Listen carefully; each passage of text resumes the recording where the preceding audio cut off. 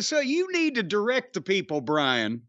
You need to direct the people to a movie that they're going to want to see, a movie that they're going to be gratified, and entertained and enlightened and brought to a higher plane of consciousness. That kind of movie where it'll uplift them and inspire them and take them on an action-packed thrill ride, according to upcoming reviews that have yet to be written. That's right. You need to send them to the movie that I'm in.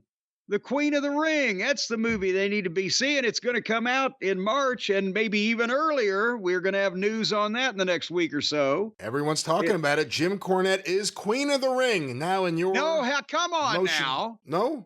Don't try to make believe that I'm the star of this thing. I've admitted that I'm just an ancillary character. I'm just a playing a part in the overall cog of the wheel.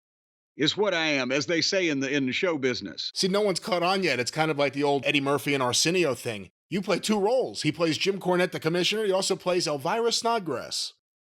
Well, but I was the only one that would fit the tights. But no, but the Queen of the Ring is going to the life and times, or the story of Mildred Burke, the first of obviously nationally recognized mainstream women's world wrestling champion, is going to be coming to a theater near you very soon. We talked about it on the last couple of programs that we've done. And we're going to have some interviews upcoming with some of the people involved in the movie on the shows here. And we're going to have some clips. Hopefully we get that all worked out, the logistics of that on the YouTube chat. So just keep listening to the podcast and watching the YouTube channel, and you're going to hear more about this. But I thought about this the other day, Brian, after we had talked about it. This movie, besides the fact that I got to be in a movie and only had to go less than 15 miles from my house, and it was shot in my hometown, and it's about the career or the line of work or whatever you might want to call it that I've been in for almost 50 years. But this movie could have been responsible for my last big crowd pop. Did I tell you about this? I don't know about this. Because most of the time, like when we shot the scenes, there's a still of me sitting with some of the other promoters and Emily Bett Ricard, who's playing Mildred Burke, and I hope that's the way she pronounces it. I'm thinking of Steve Ricard, but we're in a room. Some of the stuff was shot. There was no audience around. It was the crew, and you're doing that type of thing. But when they did the wrestling scene that I am pictured with Martin Cove and my old buddy Dean Hill in the stands there. They obviously, there was 300 people or whatever in the room. It was a theater in the round down at Actors Theater. And obviously they needed people to fill all the seats to make it look like a big crowd for the wrestling scenes.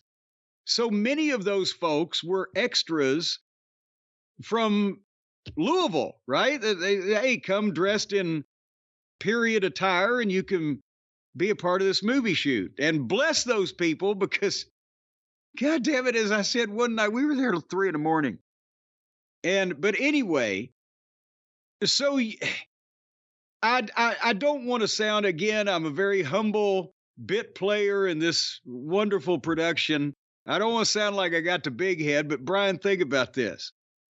Here's a bunch of actors and, technical people and professional movie people, but they're in the middle of 250 people from Louisville. And I've been on television in one form or another in Louisville for the past 40 years almost.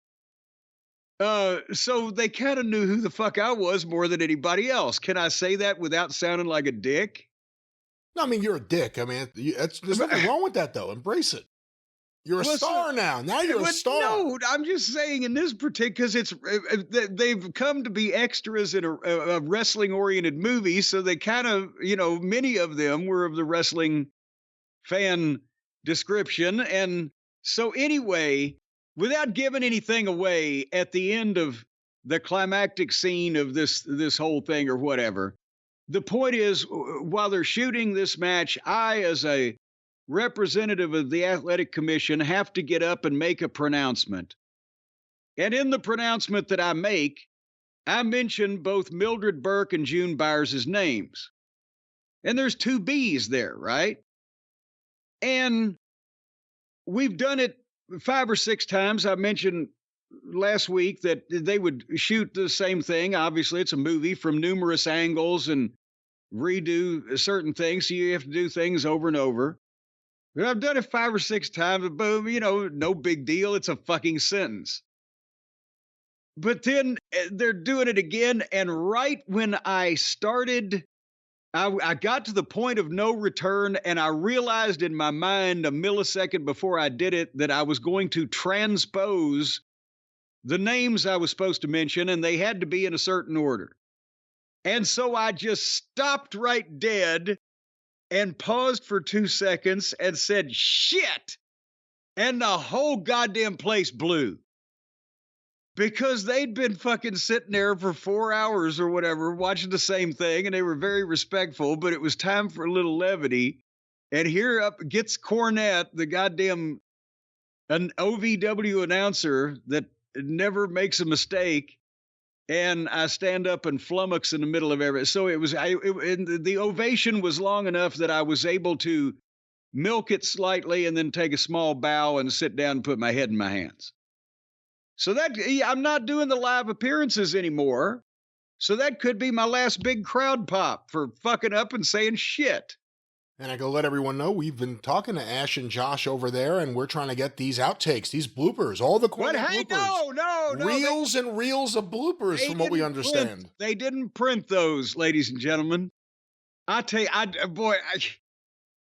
I'd love to tell a story, but I don't want to embarrass the fella. If he either may be in the movie or he may be listening or whatever. But there was another gentleman on the production that possibly was not as accomplished with the material as they had hoped he might be. I don't know if he's going to make the cut or not. But I was sitting back watching him one day, and Ash was giving me the eye like, could you help him? And anyway, I said, just have him stand there and I'll get behind him, have him move his lips, and I'll say the shit. You could have gotten Harley Cameron involved.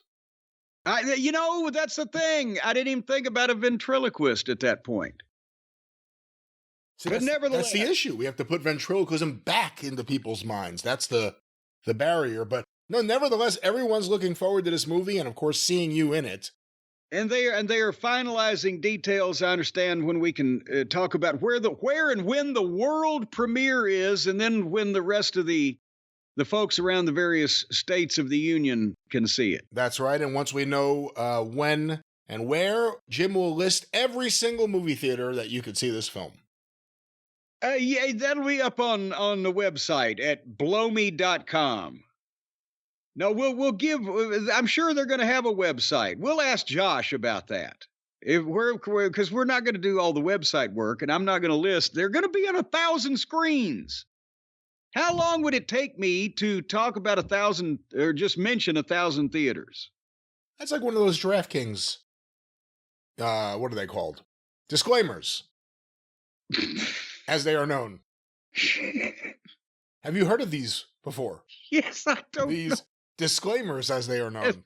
These DNAs or these NDAs, DNAs. The NDAs. Can we move along now? It's your show. Moving along. Yeah.